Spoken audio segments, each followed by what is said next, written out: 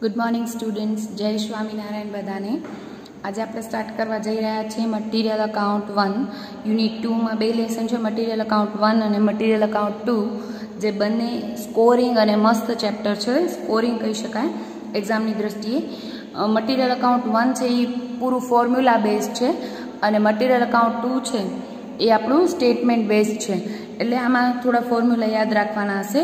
પહેલે તો ડેફિનેશન શું છે મટીરિયલની જે તમને ઓલરેડી ખબર જ છે, પણ મટીરિયલનું ક્લાસિફિકેશન આપણે જોઈએ તો આપણે આગળ વાત કરી હતી કે મટીરિયલના ટાઈપ્સ છે, તો જો આપણે ક્લાસિફિકેશન એના યુઝની દ્રષ્ટિએ કરીએ તો ડાયરેક્ટ મટીરિયલને ઇનડાયરેક્ટ મટીરિયલમાં એને ડિવાઈડ કરી શકીએ। અને બીજું ક્લાસિફિકેશન છે કેરેક્ટરિસ્ટિકની રીતે જો ક્લાસિફિકેશન કરીએ તો એ માઇનોર ડિફરન્સ હોય છે, એટલે થોડી થિયરી લઈને આપણે ડાયરેક્ટ આજે સમ ઉપર જશું। હવે મટીરિયલ ઘણી બધી ટાઈપના હોય, માઇનોર ડિફરન્સ હોય છે, પણ ઘણી બધી વાર વિદ્યાર્થીઓનો બેઝિક્સ ક્લિયર નથી હોતા, એટલે થોડુંક લઈ લઉં છું। પહેલું છે raw material.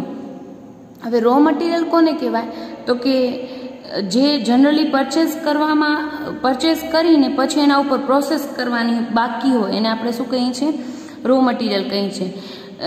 The material which are generally purchased from outside and consumed in the process of manufacture are termed as raw material। Generally जेना ऊपर प्रोसेस करवानी हजी बाकी है ने आपणे शुं कहीए छीए? रॉ मटीरियल कहता होईए छीए। सपोज के आपणे पेन्सिल बनावी छे तो वुड छे ए आपणे बहारथी परचेस करशुं पछी एनामांथी पेन्सिल बनावशुं तो ए रॉ मटीरियल कहेवाय। सेकंड छे कम्पोनન્ટ पार्ट। कम्पोनન્ટ पार्ट कोने कहेवाय तो के जे फिनिश प्रोडक्ट ज छे ओम तो पर जेने एसेम्बल करवानुं बाकी छे एने आपणे शुं कहीए छीए? कम्पोनન્ટ पार्ट्स। जेमां वधारानी प्रोसेसिंग रिक्वायर्ड नथी, खाली एसेम्बल करवानुं ज बाकी छे एने शुं कहीए छीए? आपणे कम्पोनન્ટ पार्ट्स कहेता होईए छीए। थर्ड छे semi finished good. Semi finished good नाम उपरथी खबर पड़वी जोईए, फिनिश નથી થયું, હજી વર્ક થોડુંક એના ઉપર પ્રોસેસ થઈ ગઈ છે ને થોડીક પ્રોસેસ કરવાની બાકી છે એને આપણે શું કહેશું? Semi finished good. Goods which are not in sellable state on which some process have been performed and which required further processing before being transferred into finished good। finished good માં જતા પહેલા હજી થોડીક પ્રોસેસ થઈ ગઈ છે પણ થોડીક કરવાની બાકી છે અને આપણે શું કહીએ છીએ? સેમી ફિનિશ્ડ ગુડ કહેતા હોઈએ છીએ। ફોર્થ છે ફિનિશ્ડ સ્ટોક, જેના ઉપર બધી જ પ્રોસેસ થઈ ગઈ છે, હવે એ સેલેબલ કન્ડિશનમાં છે એને આપણે શું કહેશું? Finished stock. ફિફ્થ છે કન્ઝ્યુમેબલ સ્ટોર્સ, જે પ્રોડક્શન માટે સીધી રીતે સંકળાયેલા નથી એવા નાના નાના parts, materials like oil, grease, cotton waste, આવું જે ટાઈપનું મટીરિયલ છે એને શું કહીએ છીએ આપણે? કન્ઝ્યુમેબલ સ્ટોર્સ કહીએ છીએ, જે જનરલી પ્રોડક્શન માટે હેલ્પફુલ થતા હોય, પ્રોડક્શનનો સીધી રીતે પાર્ટ નથી એને આપણે કહીએ છીએ કન્ઝ્યુમેબલ સ્ટોર્સ। પછી છે સ્ક્રેપ। સ્ક્રેપ એટલે જે આપણે વસ્તુ બનાવીએ તો અમુક ટાઈપનું મટીરિયલ બગડતું હોય, જે વેસ્ટેજ થાય એને આપણે શું કહીએ છીએ? સ્ક્રેપ કહેતા હોઈએ। ડિફેક્ટિવ ગુડ્સ હોય, સ્પોઇલ થઈ ગયું હોય સાવ, અથવા તો વેસ્ટ ઘણું બધું વેસ્ટ ગયું હોય તો એને આપણે સ્ક્રેપ કહેતા હોઈએ છીએ। સેવન્થ છે આપણું વર્ક ઇન પ્રોગ્રેસ, જેના ઉપર કામ અત્યારે ચાલુ છે, હજી કામ પૂરું થયું નથી। The good still in the process of being manufactured on which some process is partly done and work in progress. હવે મેઇન વસ્તુ એ આવે કે ઘણા બધાને આમાં નથી ખ્યાલ આવતો સેમી ફિનિશ્ડ ગુડ શું છે અને work in progress. Semi finished good શું છે? બંનેમાં એવું છે કે થોડુંક કામ થઈ ગયું છે અને થોડુંક બાકી છે, પણ સેમી ફિનિશ્ડ ગુડ એવું છે કે બે પ્રોસેસ છે તો એક પ્રોસેસ પતી ગઈ છે ને અત્યારે મટીરિયલ પડ્યું છે, હજી બીજી પ્રોસેસ કરવાની બાકી છે। પણ વર્ક ઇન પ્રોગ્રેસ એટલે અડધું કામ, થોડુંક કામ થઈ ગયું છે અને થોડુંક કામ અત્યારે ચાલુ પણ છે, એને આપણે શું કહીશું? વર્ક ઇન પ્રોગ્રેસ કહીશું। એઇથ છે ડિફેક્ટિવ વર્ક। ડિફેક્ટિવ મટીરિયલ કોને કહેવાય? કે ઘણીવાર આપણે જોતા હોઈએ છીએ કે અમુક વસ્તુ ડિફેક્ટિવ હોય તો થોડા ઓછા પ્રાઇઝમાં સેલ કરવી પડતી હોય ને કાં પછી એના ઉપર કરેક્ટિવ એક્શન લઈને વ્યવસ્થિત ફોર્મમાં લાવીને પછી એને આપણે સેલેબલ ફોર્મમાં લાવી શકીએ છીએ, તો એને કહેવાય ડિફેક્ટિવ વર્ક્સ। આ છે આપણા મટીરિયલના ટાઈપ્સ। માઇનોર ડિફરન્સ છે એટલે યાદ રાખશો। હવે એક વસ્તુ લઈએ, સ્ટોર અને સ્ટોકમાં શું ફરક છે? તો કે finished goods in saleable state lying in finished stock godown are called stock. Stock કોને કહેવાય? જેના ઉપર બધી જ પ્રોસેસ પતી ગઈ છે એવું ફિનિશ્ડ ગુડ કે જે સેલેબલ ફોર્મમાં છે એને સેલ કરવા માટે ગોડાઉનમાં પડ્યો છે એને આપણે સ્ટોક કહીએ છીએ। વેરેઝ ઓલ અધર items mention અબો R cold stores, જે અત્યારે વર્ક ઇન પ્રોગ્રેસ છે, પછી કોમ્પોનન્ટ્સ, પાર્ટ્સ છે, કન્ઝ્યુમેબલ સ્ટોર્સ છે, જેને આપણે સ્ટોર્સ કહેતા હોઈએ છીએ. I hope it is clear to all you. હવે મેઇન વાત આવે મટીરિયલ શા માટે ભણવું જરૂરી છે. તો કે કોઈ પણ વ્યક્તિ હોય એની કોસ્ટ છે એ એટલી વધુ ના આવી જોઈએ કે બજારમાં મોંઘું હશે તો સેલ નહીં થાય, અને એટલી પણ ઓછી પ્રાઇસ ન રાખી શકીએ આપણે કે આપણે લોસમાં જઈએ. એટલે કોઈ પણ કોસ્ટ ઉપર કંટ્રોલ કરવો હોય તો મટીરિયલ ઉપર કંટ્રોલ જરૂરી છે, કારણ કે કોસ્ટ જેટલી આવે ને એમાં 50% અરાઉન્ડ 50% હિસ્સો કોનો હોય છે? મટીરિયલનો હોય છે. તો મટીરિયલ કંટ્રોલ બહુ જરૂરી બની જાય છે. હવે કોઈ પણ કંપની હોય તો એના માટે મટીરિયલ ઉપર કંટ્રોલ રાખવા માટે એ લોકો શું કરતા હોય છે? અલગ અલગ કંટ્રોલ મેથડ અપનાવતા હોય છે. હવે કોઈ પણ વ્યક્તિ હોય, હવે હું એમ કહું છું કે મને સપોઝ કે રો મટીરિયલ વસ્તુ બનાવવા માટે મને એવરી મંથ 5000 યુનિટ બનાવવા હોય તો મને 5000 યુનિટ કેજી રો મટીરિયલની જરૂર પડે છે એમ હું ડિસાઇડ કરું છું. તો હું એમ નહીં કરું કે 5000 એક ભેગા મંગાવી લઉં. સપોઝ કે આપણે એમ કહીએ કે 5000 એક ભેગા મંગાવી લઈશું તો શું થશે કે આપણી પાસે ગોડાઉનમાં સ્ટોરેજની સ્પેસ નહીં હોય તો પણ પ્રોબ્લેમ થશે, વસ્તુ બગડવાનો પણ ભય રહેશે. એટલે એવું એક ઓર્ડરિંગ ક્વોન્ટિટી નક્કી કરવી પડતી હોય છે કે આપણે અમુક ટાઈમે અમુક ટાઈપનો ઓર્ડર આપી દેવો જોઈએ કે જેથી બહુ જથ્થામાં આપણી પાસે બહુ ક્વોન્ટિટીમાં મટીરિયલ પડ્યું પણ ન રહે કે જેને આપણે સાચવવાનો પ્રોબ્લેમ થાય, અને એટલું બધું પણ મંગાવી લઈએ નહીં કે જેથી આપણે ઇન્વેસ્ટમેન્ટ ઘણું બધું વધી જાય. એટલે અમુક લેવલ સુધી આપણે સ્ટોક મેન્ટેન કરવો પડતો હોય છે. હવે આ થઈ વાત બહુ વધુ પણ ન મંગાવી શકીએ, પણ સાવ ઓછી ક્વોન્ટિટીમાં ન મંગાવાય કે હાલો આપણે ઇન્વેસ્ટમેન્ટનો પ્રોબ્લેમ નડે છે એટલે આપણે થોડું મંગાવશું, રોજનો મંગાવશું. એવી રીતે કોઈ પણ કંપની વર્ક ન કરી શકે, કારણ કે રોજનો મંગાવો તો તમને ઓર્ડરિંગ કોસ્ટ વધી જાય. એટલે કોઈ પણ કંપની હોય એ શું વિચારશે? એવી ઓર્ડર લેવલ નક્કી કરશે કે જેમાં ઓર્ડરિંગ કોસ્ટ અને કેરિંગ કોસ્ટ, એને સાચવવાની જે કોસ્ટ હોય છે એને આપણે શું કહેતા હોઈએ છીએ? Carrying cost. આ બંને બની શકે તો લેવલમાં રહે એવો ઓર્ડરિંગ ક્વોન્ટિટી કંપની ડિસાઇડ કરવી પડતી હોય છે. અને મટીરિયલ કંટ્રોલ માટે ઘણા બધા લેવલ્સ ડિસાઇડ કરતી હોય છે કંપની. આના ફોર્મ્યુલા આજથી સ્ટાર્ટ કરીએ. તમને 6-7 ફોર્મ્યુલા ભણવાના છે. પહેલું છે મેક્સિમમ લેવલ. ફોર્મ્યુલા તમે તમારી બુકમાં પહેલે લખશો આ બધા જ ફોર્મ્યુલા. મેક્સિમમ લેવલ કોને કહેવાય? તો કે એવું લેવલ કે મટીરિયલ એટલા લેવલ સુધી રખાય, આનાથી વધુ રાખીએ તો આપણે ટોટલ કોસ્ટ વધી જાય, એને સાચવવાની, અને એ કેપિટલ આપણું લોક થઈ જાય એટલે ઇન્વેસ્ટમેન્ટ પણ બીજી જગ્યાએ કરી શકીએ નહીં. તો મેક્સિમમ એટલા લેવલ સુધી જ સ્ટોક રાખી શકીએ. તો એ મેક્સિમમ લેવલ ફાઇન્ડ કરવાનો આપણું ફોર્મ્યુલા છે ordering level minus minimum consumption of minimum delivery period plus ordering quantity. તમે તમારી બુકમાં આ રીતે લખશો maximum level equal to ordering level minus બ્રેકેટમાં લખશો maximum consumption into maximum delivery period plus EOQ. Clear બધાને? ઓર્ડરિંગ ક્વોન્ટિટીને આપણે શું કહેતા હોઈએ છીએ? EOQ કહેતા હોઈએ છીએ, જે આગળ ભણીએ છીએ. આ ચેપ્ટરનું મેઇન ફોર્મ્યુલા છે એ.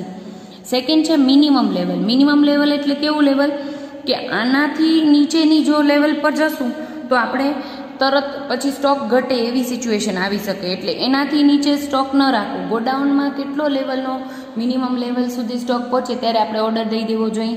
તો એ ફાઇન્ડ કરવાનો ફોર્મ્યુલા છે minimum level equal to ordering level minus average consumption of average delivery period.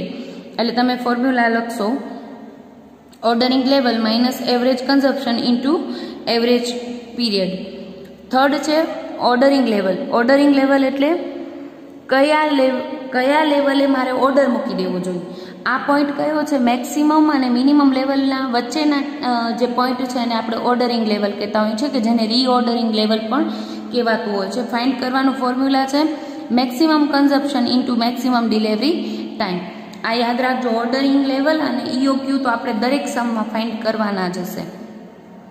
Fourth છે ડેન્જર લેવલ, કે આ લેવલે સ્ટોક પહોંચી જશે ને મિનિમમ લેવલથી પણ ઓછો, જેને સ્ટોક કહી એને કહેવાય ડેન્જર લેવલ. કે એનાથી નીચે જો સ્ટોક જાય તો આપણે ઇમિડિયેટલી ઓર્ડર પ્લેસ કરવો પડે, કારણ કે એનાથી નીચે જશે તો શું થશે કે ઘણીવાર એવું બને કે આપણી પાસે વર્કર્સ છે પણ મટીરિયલ જ નથી, તો વર્કર્સ બેસી રહેશે ને એને આપણે વેજીસ પે કરવી પડશે ને આપણી પાસે મટીરિયલ જ નહીં. તો ડેન્જર લેવલ સુધી કંપની ન પહોંચે એટલે ડેન્જર લેવલ ફાઇન્ડ પહેલે કરી લેતી હોય છે કે આટલું હોય ત્યારે તો ઇમિડિયેટ ઓર્ડર આપવો પડશે. Average consumption into maximum delivery time for emergency purchase. પછી છે સેફ્ટી સ્ટોક, એટલે કે આટલો સ્ટોક કોઈ પણ વ્યક્તિએ રાખવો પડે. સેફ્ટી સ્ટોક ઇક્વલ ટુ આપણો ફોર્મ્યુલા છે maximum consumption into maximum time minus average time. Page number 77 ઉપર આ જે 6 ફોર્મ્યુલા છે એ તમારે લખી લેવાના છે પહેલે. સોરી, આ 5 ફોર્મ્યુલા ને એના પછી EOQનો ફોર્મ્યુલા આપણે ભણીએ છીએ. Ordering level, maximum level, minimum level, danger level અને સેફ્ટી સ્ટોક. આ ફોર્મ્યુલા તમારે તમારી બુકમાં લખી લેવાના છે. બધા જ સમાન ઉપરથી થશે. હવે મેઇન જે આ ચેપ્ટરનો મેઇન ફોર્મ્યુલા કહી શકાય, ઓર્ડરિંગ ક્વોન્ટિટી, કે જેને કહેવાય છે ઇકોનોમિક ઓર્ડર ક્વોન્ટિટી, જેને શોર્ટમાં બોલાતું હોય છે EOQ. ફાઇન્ડ કરો, તમને કીધેલું હશે. તો EOQનો ફોર્મ્યુલા છે. હવે EOQ છે શું? તો કે આપણે વાત કરી કે આપણે બે ટાઈપની કોસ્ટ ઉપર ફોકસ કરવું પડે. એક તો કેરિંગ કોસ્ટ, જે આપણે મટીરિયલ સાચવવા માટે જે કોસ્ટ બેર કરવી પડે છે, અને આપણે શું કહીએ કેરિંગ કોસ્ટ. સ્ટોરેજ કોસ્ટ છે, ઇન્સ્યોરન્સ પે કરવાનું છે, કે આપણે ગોડાઉનનો કોઈ એક્સપેન્સ થતો હોય એ, એટલે કે સ્ટોર કરવા માટે જે એક્સપેન્સ કરવો પડે. અને બીજું છે ઓર્ડરિંગ કોસ્ટ, આપણે ઓર્ડર પ્લેસ કરવું પડે ત્યારે જે કોસ્ટ આપવી પડે એ. તો હવે EOQ એટલે એવું લેવલ કે જ્યાં કેરિંગ કોસ્ટ અને ઓર્ડરિંગ કોસ્ટ બંને મિનિમમ થતી હોય એવા આપણે પ્લેસ કરવો પડે ઓર્ડર. એનો ફોર્મ્યુલા છે EOQ ઇક્વલ ટુ √2AO/C, જ્યાં એનો મિનિંગ છે એન્યુઅલ કન્ઝપ્શન. એ મીન્સ એન્યુઅલ કન્ઝપ્શન. આ યાદ રાખજો, ક્યારેક સમમાં તમને 6 મંથનું કન્ઝપ્શન આપ્યું હોય, ક્યારેક 2 મંથનું આપ્યું હોય, તો આ ધ્યાન રાખો. એનો મિનિંગ શું થાય છે? Annual consumption. O means ordering cost અને C મીન્સ શું થાય છે? Carrying cost. હવે ઘણીવાર તમને સમમાં કેરિંગ કોસ્ટ જો પર્સન્ટેજમાં આપેલી હોય તો ફોર્મ્યુલામાં માઇનોર ચેન્જ કરવાનો છે. √2AO ડિનોમિનેટરમાં શું આવી જશે? CP. એટલે C તમારો કેરિંગ કોસ્ટ જો પર્સન્ટેજમાં હોય તો P લગાડી દેવાનું છે, અને ત્યાં P નો મિનિંગ છે પ્રાઇસ પર યુનિટ. ક્લિયર છે બધાને?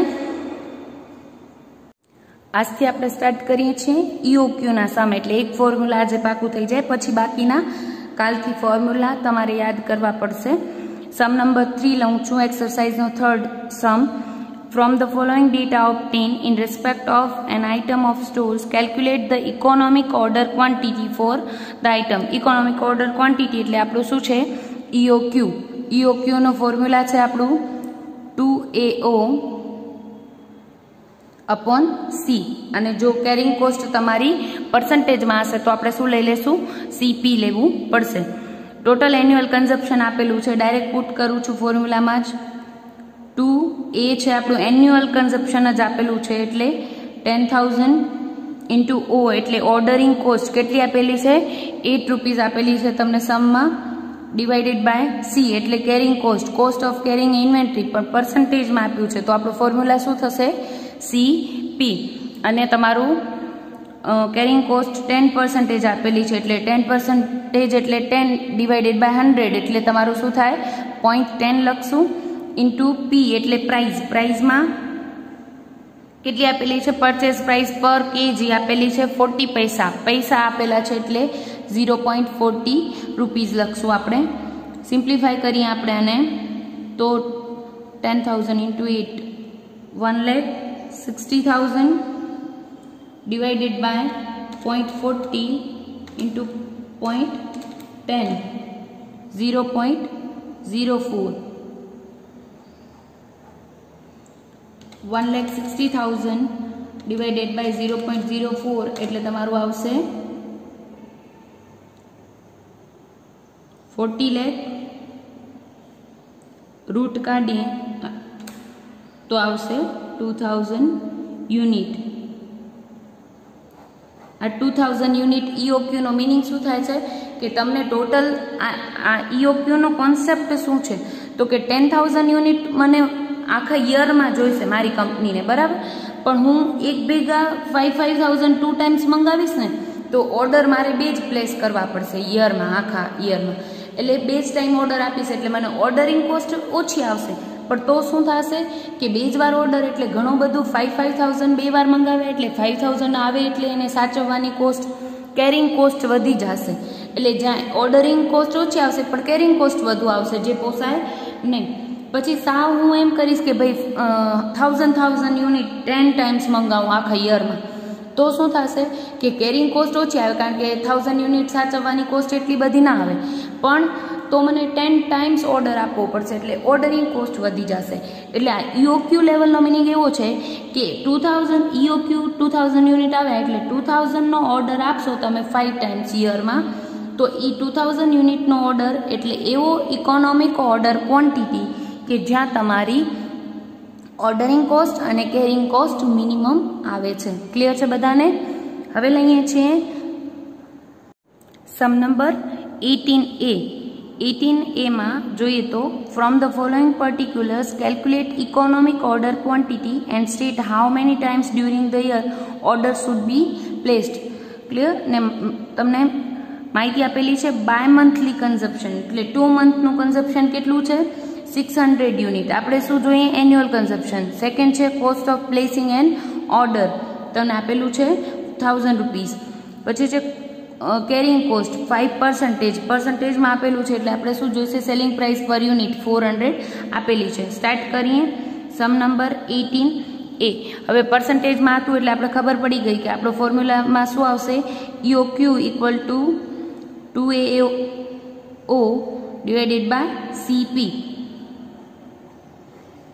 એનો મિનિંગ શું થાય છે એન્યુઅલ કન્ઝપ્શન. હવે અહીંયા બાય મંથલી આપ્યું છે. બાય મંથલી કન્ઝપ્શન એટલે 2 મંથમાં મને કેટલા યુનિટ જોઈશે 600 યુનિટ. તો હું અહીંયા ફાઇન્ડ કરું છું 2 મંથમાં કેટલા 600 યુનિટ, તો 12 મંથમાં કેટલા. આવી રીતે કરશું તો તમારે આવશે 3,600 યુનિટ તમારું યરલી કન્ઝપ્શન આવશે. ને આપણું અહીંયા એમાં શું જોઈએ છે આપણે એન્યુઅલ કન્ઝપ્શન જોઈએ છે એટલે ત્યાં લખશું 3,600 યુનિટ. યાદ રાખજો ક્યારેક તમને સમમાં 3 મંથનું આપેલું હશે, ક્યારેક 2 મંથનું, ક્યારેક 6 મંથનું આપેલું. આપણે એનો મિનિંગ છે એન્યુઅલ કન્ઝપ્શન એટલે યરમાં કેટલું કન્ઝપ્શન થશે મટીરિયલનું એ લખવાનું હશે. હવે અહીંયા 2 મંથનું આપ્યું હતું એટલે 12 મંથમાં 2 મંથના 6 સેટ આવે એટલે તમે આમ પણ કરી શકો 600 × 6 તો પણ શું આવે તમારું 3,600 જ આવે. ક્લિયર છે બધાને? હવે યરલી કન્ઝપ્શન એનો મિનિંગ લખ્યો આપણે 3,600 યુનિટ. ઓ એટલે કે ordering cost. Cost of placing an order કેટલી આપેલી છે તમને 1,000 આપેલી છે. 1,000 ડિવાઇડેડ બાય CP. C એટલે કેરિંગ કોસ્ટ તમને પર્સન્ટેજમાં આપેલી છે 5% એટલે કે 0.05 ઇન્ટુ પ્રાઇસ. પ્રાઇસ કેટલી આપેલી છે 400 રૂપીસ આપેલી છે એટલે તમે લખશો 400. સિમ્પ્લિફાય કરીએ તો 2 × 3,600 × 1,000 એટલે આવશે તમારા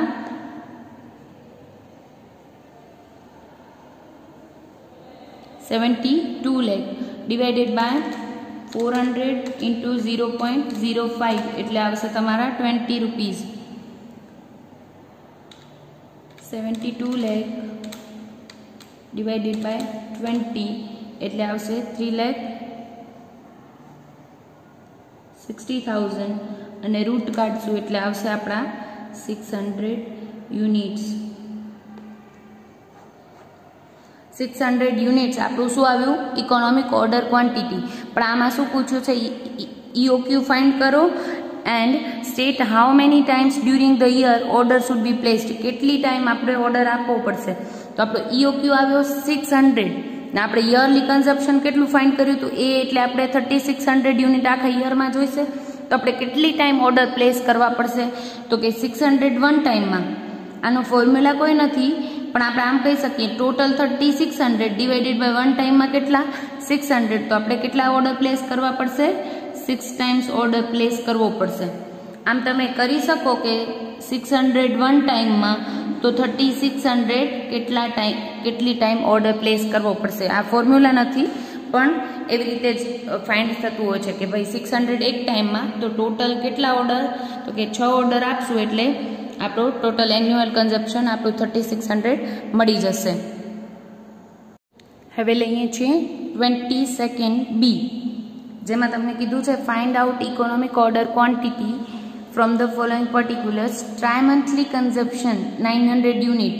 ત્યાં કેટલું આપેલું હતું, બાય મંથલી આપેલું હતું એટલે કે 2 મંથનું. અહીંયા ટ્રાય મંથલી એટલે કે 3 મંથનું કન્ઝપ્શન આપેલું છે.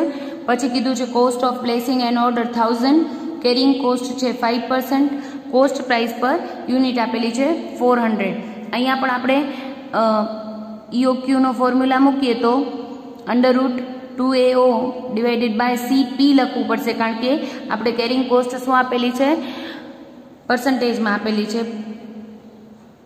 પુટ કરીએ તો 2A એટલે કે એન્યુઅલ કન્ઝપ્શન. હવે આપણે અહીંયા શું આપ્યું છે, ટ્રાય મંથલી એટલે કે 3 મંથમાં 900 યુનિટ જોઈશે.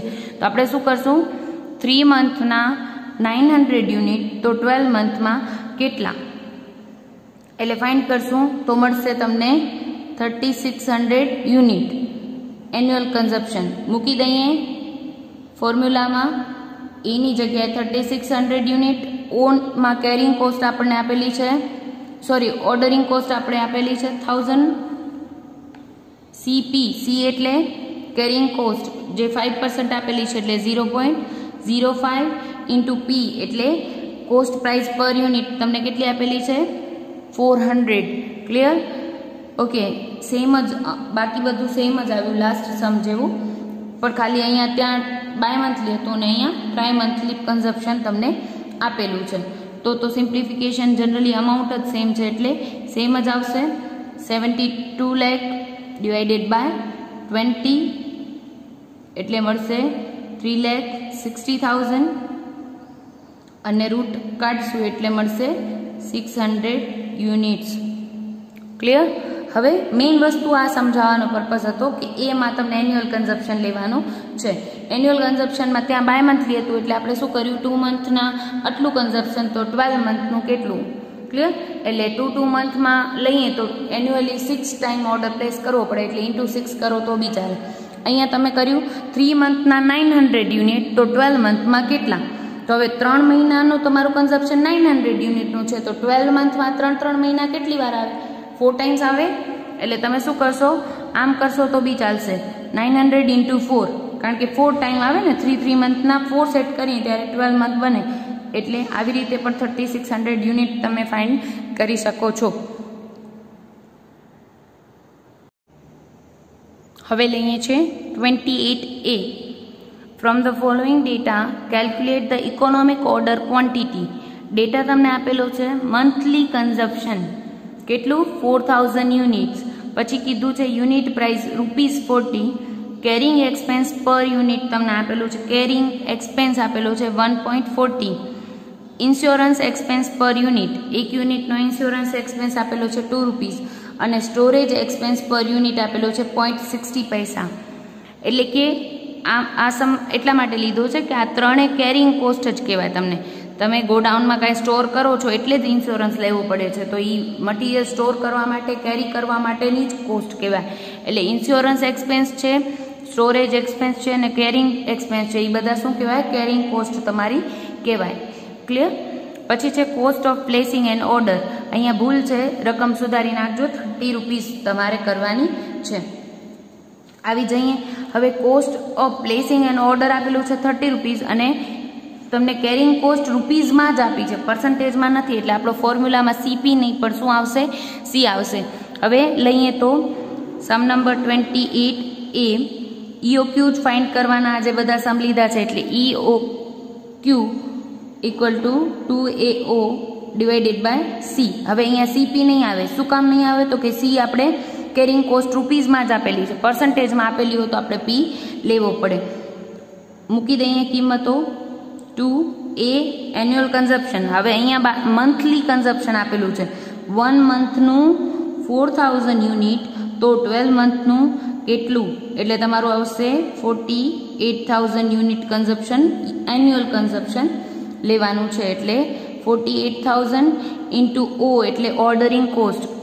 Cost of placing an order કેટલી કરવાની છે તમારે સુધારવાનું છે અહીંયા બુકમાં 30 રૂપીઝ એટલે into 30 divided by C. C એટલે કેરિંગ કોસ્ટ. હવે સી અહીંયા કેરિંગ કોસ્ટમાં તમને આપેલું છે કેરિંગ એક્સપેન્સ 1.40 પછી આપ્યું છે નીચે લખું છું જેથી અહીંયા આપણે પછી EOQ ફાઇન્ડ કરી શકીએ. સી ઇક્વલ ટુ 1.40 તમને કેરિંગ કોસ્ટ આપેલી છે પ્લસ ઇન્સ્યોરન્સ એક્સપેન્સ આપેલો છે 2 રૂપીઝ પ્લસ સ્ટોરેજ એક્સપેન્સ 60 પૈસા આપેલો છે. 1.14 પ્લસ 60 પૈસા 2 ને 2 4 રૂપીઝ. 4 રૂપીઝ આપણું શું આવ્યું સી. સિમ્પ્લિફાય કરી નાખીએ તો 2 ઇન્ટુ 48,000 ઇન્ટુ 30 એટલે તમારા આવશે 28,80,000 ડિવાઇડેડ બાય 4 એટલે તમને મળશે 7,20,000 રૂટ કાઢીએ એટલે તમને મળશે 848 યુનિટ્સ. પોઈન્ટ આવે છે 0.53. હવે યુનિટ આપણે પોઈન્ટમાં તો મંગાવશું નહીં, ઓર્ડર આપશું એટલે કમ્પલસરી તમને અહીંયા 48.20 પણ હોય તો પણ તમને રાઉન્ડ ઓફ કરીને શું કરવું પડે 849 યુનિટ તમારો શું આવશે ઇકોનોમિક ઓર્ડર ક્વોન્ટિટી. પોઈન્ટમાં આવે 848.53 આવે કે પછી 0.50 અપ છે એટલે નહીં 0.20 હોત તો પણ આપણે થોડુંક યુનિટ તો ન મંગાવી શકીએ એટલે તમને શું કરવાનું હશે 849 યુનિટ્સ તમારું શું આવશે economic order quantity. Thank you.